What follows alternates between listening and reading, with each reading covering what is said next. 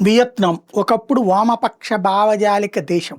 ఆ దిక్కుమాలినటువంటి భావజాలంతో పడి కొట్టుకుంటూ అమెరికాతో గొడవలు పెట్టుకుంటే గ్రేటు, లేకపోతే ఇంకొకరితో గొడవలు పెట్టుకుంటే గ్రేట్ యూరోపియన్ యూనియన్‌తో అంటూ సాగిపోయినటువంటి దరిద్రం.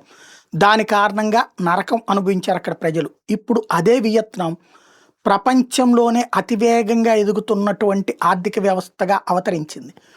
చైనా నుంచి యువతలకి తీసుకొచ్చిన మార్కెట్ డెవలప్ చేసేటటువంటి క్రమంలో చైనా ఎదగడానికి కారణం ఎవరు? చైనా కమ్యూనిస్ట్ దేశమే. ఎందుకు ఎదిగింది?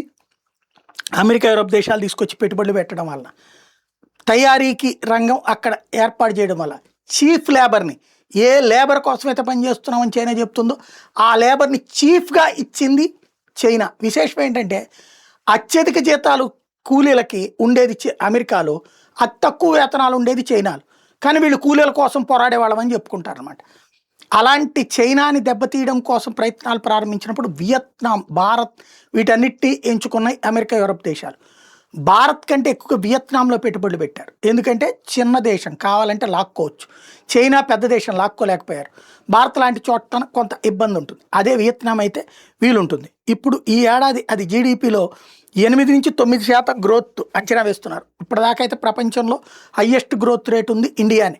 6.5 నుంచి 7 దాకా. చైనాని కూడా దాటి, చైనా 5 దగ్గరే ఉంది. ఈ ఏడాది వియత్నాం 8-9% గ్రోత్ ఉంటుంది అన్నటువంటి అంచనా వేస్తున్నారు. $600 బిలియన్ పెట్టుబడులు అక్కడ వచ్చినాయి. ఇప్పుడు ఓవరాల్గా వియత్నాం అనేటటువంటిది థాయిలాండ్ని దాటి సౌత్ ఏషియాలో సెకండ్ లార్జెస్ట్ ఎకానమీగా నిలిచింది ఈ ఇయరు. అదే సందర్భంలో రాబోయేటటువంటి రోజుల్లో మరింత వేగవంతమైనటువంటి అభివృద్ధి దిశగా అడుగులు వేస్తుంది.